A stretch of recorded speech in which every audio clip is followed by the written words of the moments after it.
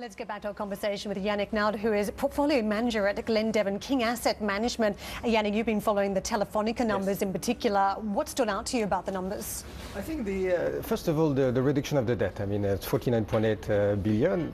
Telefónica is the most in-depth telecom company in Europe, so it's very important for them to make sure that they put the capital, the balance sheet in order. It's still high though. If you match that up against operating cash flow at 5.52 billion, the numbers still aren't great. It is very big, but they are working on it. I mean, we saw they're in the process of selling the Irish company. They sold 40% of Central America asset.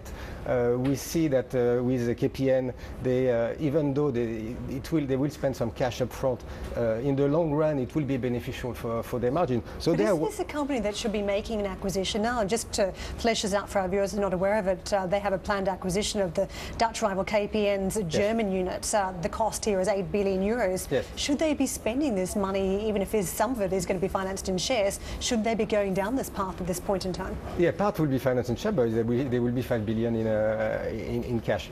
Well, I think in terms of it's very important in terms of cash flow, what will be the synergy and how much cost cutting they will do within Europe. I mean, the game plan to adapt to the new environment is to do cost reduction, to do network sharing, and try to have a lower competitor. I mean, now there will be only 3 players in Ireland. In Germany, the number of competitors will reduce. So that will be the only way for them to keep a certain type of margin. The enormous consolidation you're spelling out to us, does this suggest that profits over this way in the telecommunications space in Europe are just hard to come by? You've got to be bigger. You need economies of scale to make it work.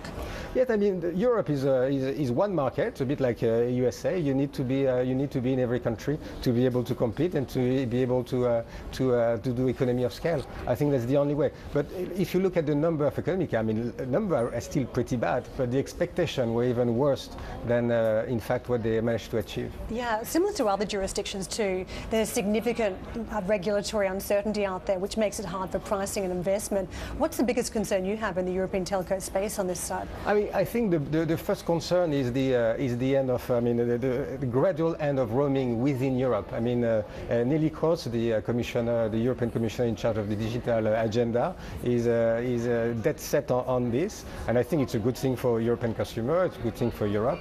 That will challenge a lot of telecom company, because roaming is not the biggest activity, the biggest business, but it's a very, very profitable business. Now, you had a disclosure on this as well. Yes.